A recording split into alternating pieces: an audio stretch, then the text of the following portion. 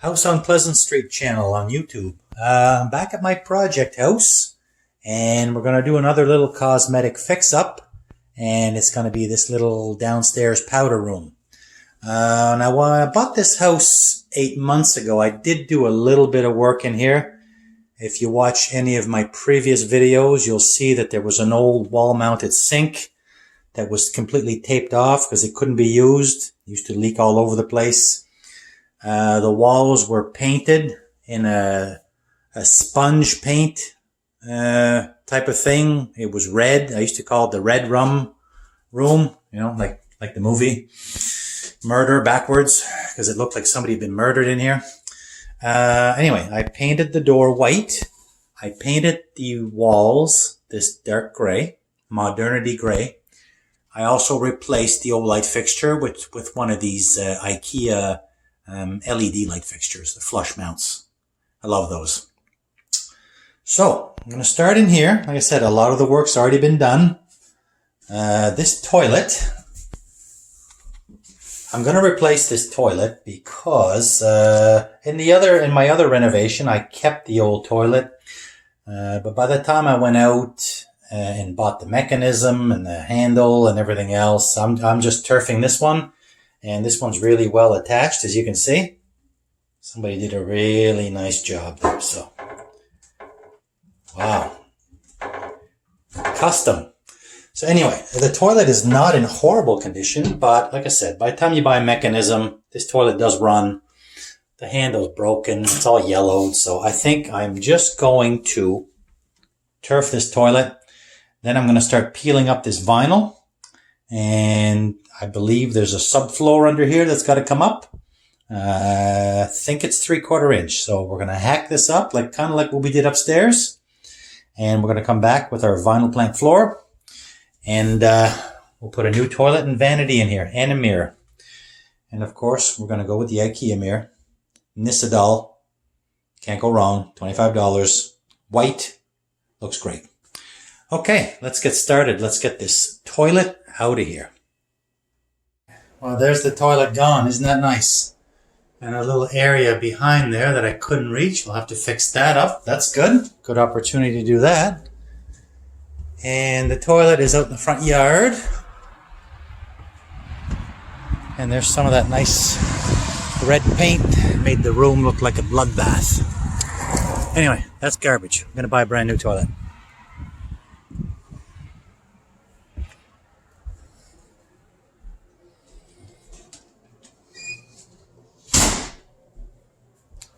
Okay, let's start peeling this vinyl.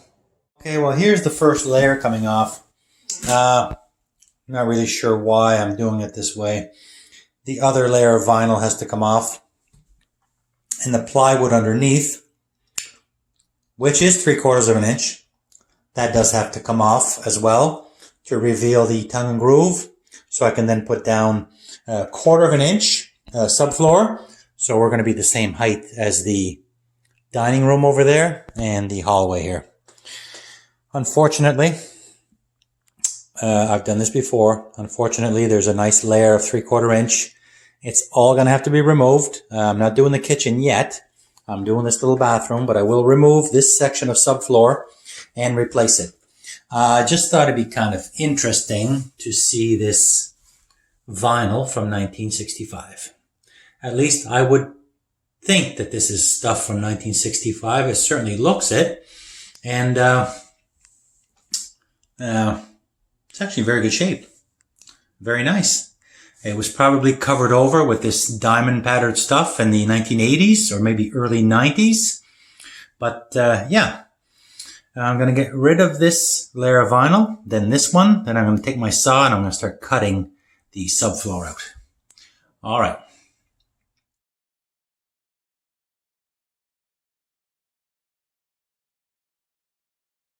Okay, well, our floor is fully removed down to the old tongue and groove planks. And of course, this nice old lumber is in perfect shape. There's a tiny bit of water staining from various leaks over the years, but the wood is absolutely perfect, so that's good. So right now what I'm doing is I cut off the old toilet flange because the old one was too high. We had that 3/4 inch of plywood subfloor, so the flange would have been sitting too high. So I gotta go buy a new toilet flange, probably one of those ones that slips in with the rubber seal. Hopefully that will fit. Right now, I'm going to reuse this water shutoff. It's perfectly fine, except for the handle was kind of beat. I don't know how does this happen, but I've got a few of these valves kicking around, so I'm going to put a new handle on there, and I'm going to fix up the little area that was behind the toilet. I'm not going too crazy here. It is behind the toilet. I'm not going to smooth it out with drywall mud or anything. I'm just going to take my gray and brush it on. And it's not like it's visible, but it just, while I'm here, I may as well do it. A few strokes of the brush. This will probably take a couple coats.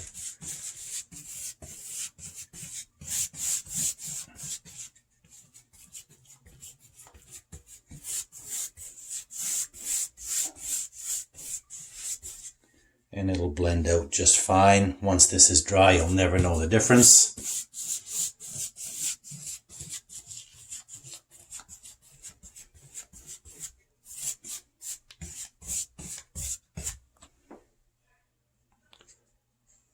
There's a few scraggly bits, but the toilet does completely cover it over. I just thought I would do this while I was here.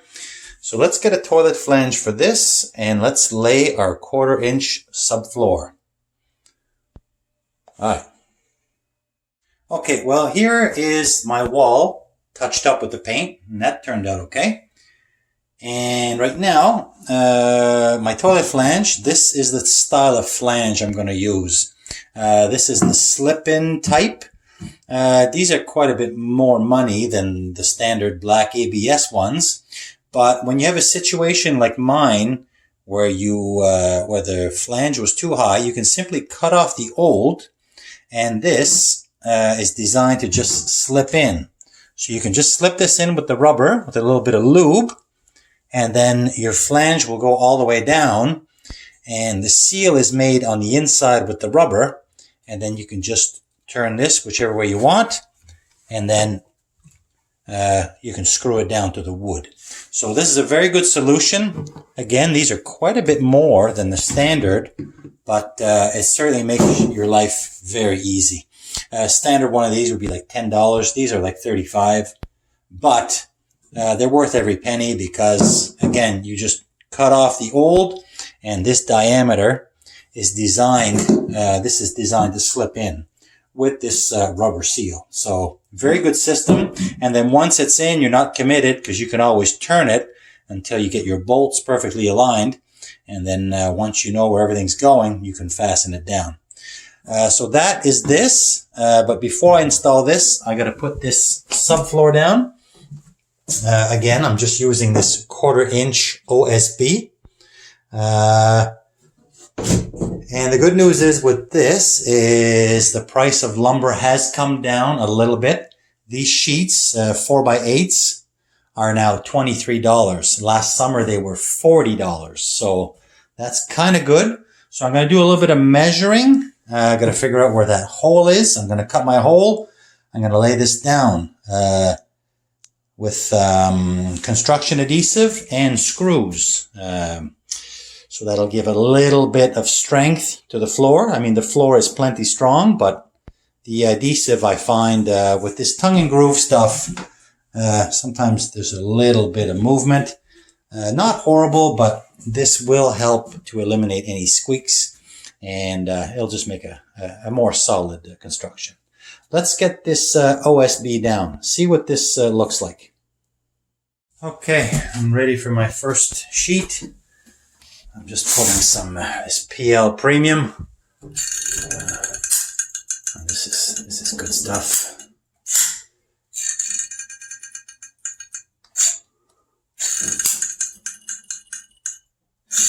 I got one tube left, and that'll be enough for Really, all I need in this little room is one 4x8 sheet, but I did cut it. I cut it in 2 sections to make my life easier.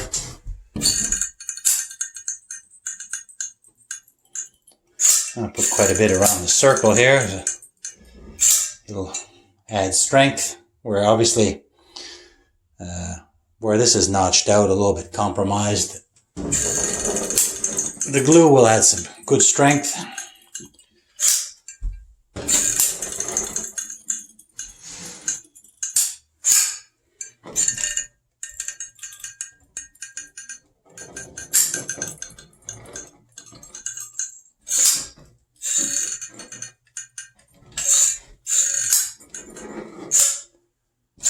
Alright, well, you get the idea. Let's lay this sheet down, and I'm going to drive some screws over the whole surface. Alright, okay, here's my first piece, glued and screwed, and feels pretty good. Feels good. I've walked all over it. That adhesive will set up, and the screws will keep everything nice and tight. Let's cut the other section. Let's finish this off before we move on to laying the vinyl plank floor. Okay, the rest of the subfloor has been installed. Everything is down, nice and sturdy. Got the cutout for the air register. Let's start laying the vinyl plank flooring. I'm going to start this way, I think. Let's get this down and see what this little room looks like with some flooring. Here's my vinyl plank floor, all laid in my little tiny bathroom. I mean, this is literally a closet. It is just a powder room. It's hard to even see it, but same as the rest of the flooring I put in the house. Vinyl plank, looks like fake wood, I guess. Looks like wood, light gray in color. Took no time at all in this little room. So what I'm going to do now is, let's get this toilet installed. And the toilet I got is, I got this Glacier Bay toilet. It's from Home Depot, $168, I think. It's the cheapest toilet I could find that has the dual flush buttons on the top of the tank. Yeah, should work out just fine. Let's get this toilet installed and move on with the rest of this bathroom. Okay, well, here is the toilet fully installed. I'm going to have to come back and trim those bolts down and make sure everything's... I haven't tested it yet. What I'm going to move on to now is my vanity. And the vanity that I bought is I bought this 32-inch white clarity vanity. It's from the Kent hardware store. Pretty bottom of the barrel. Very cheap vanity. This was, how much was this? It was under $400.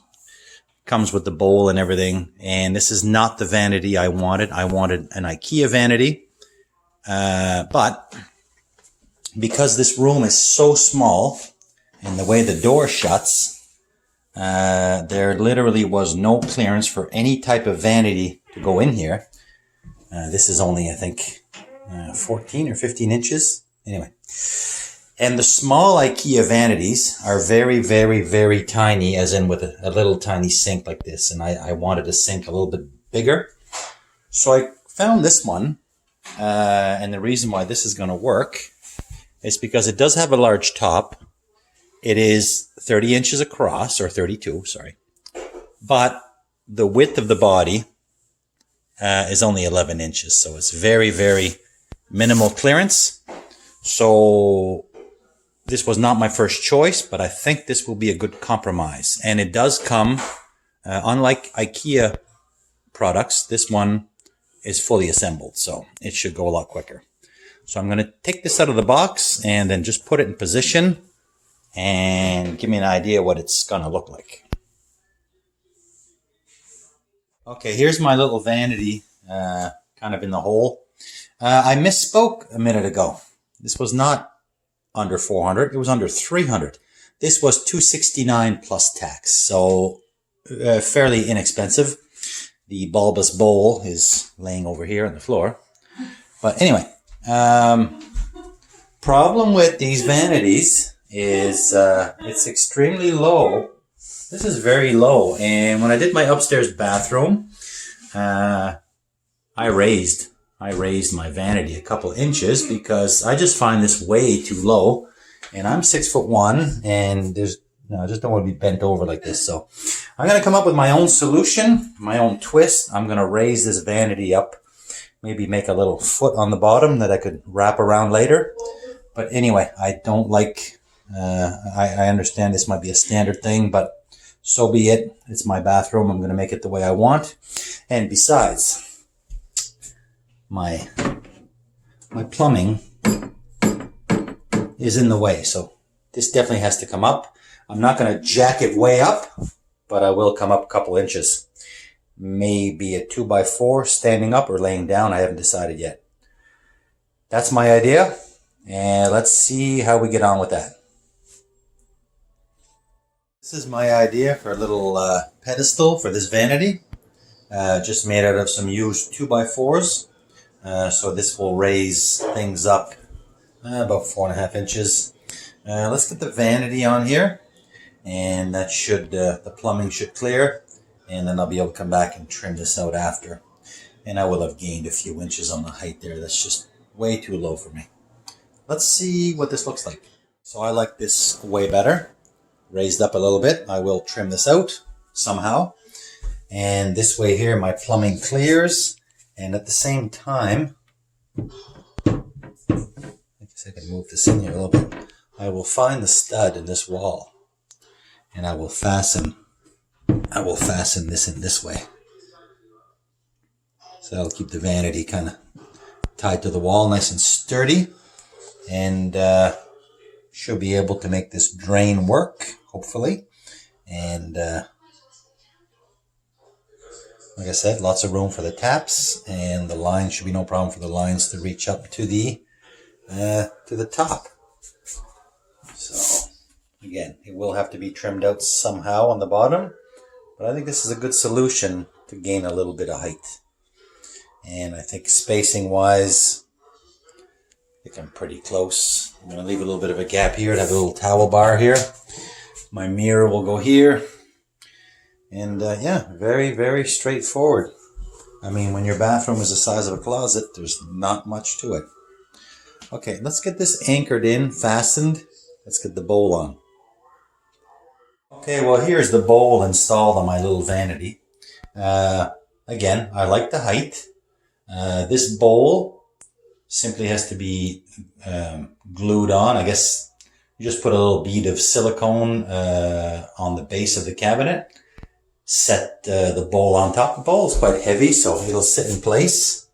And that'll all fuse nicely. As I mentioned, I was able to add, I don't know if you can see, I was able to throw one screw in there into a stud. There's no other studs this way, unfortunately. There may be one, I'm going to measure, sorry for the slamming, there may be one behind the drawer that I can fasten. I'll measure 16 inches over. There should be something there. Again, this little tiny vanity that I'm not that crazy about. But again, as you can see, this is 11 inches. It does have an overhanging bowl, but with this taper and this very narrow profile, even in a bathroom this small, I'm able to open and shut the door, no problem. Big standard vanity it just wouldn't have worked. I would have had to shove it all the way down here. It would have had to be very, very narrow, and it would have been a big, huge gap. So I think this is a good compromise. I think it'll work. Okay, let's get the taps. Let's hook up this plumbing and put our mirror up. Okay, well, here is a final look at my little bathroom. And it's all done. Turned out pretty nice. I got the bolts trimmed off on the toilet, got the caps on. I trimmed out the base of the cabinet where I had raised it up. I trimmed that out with the same flooring. I got my tap is in. My mirror is in. Ikea mirror, of course. Ikea hooks, of course. Dirt cheap. And there it is.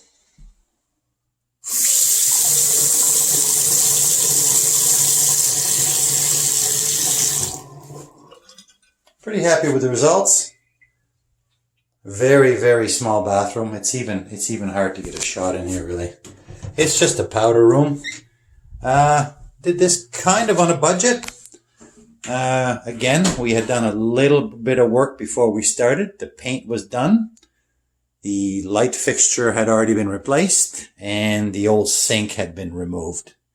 So, vanity, toilet, flooring, subfloor, a little bit of plumbing. We'd be right around between $700 and $800. Kind of inexpensive. And this is it. She's done. So you don't have to spend a lot of money to get something that's kind of looks half decent.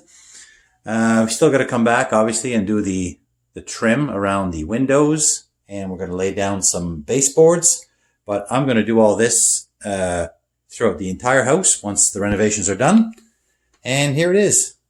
My budget powder room. Thanks for watching. More to come on this old project house.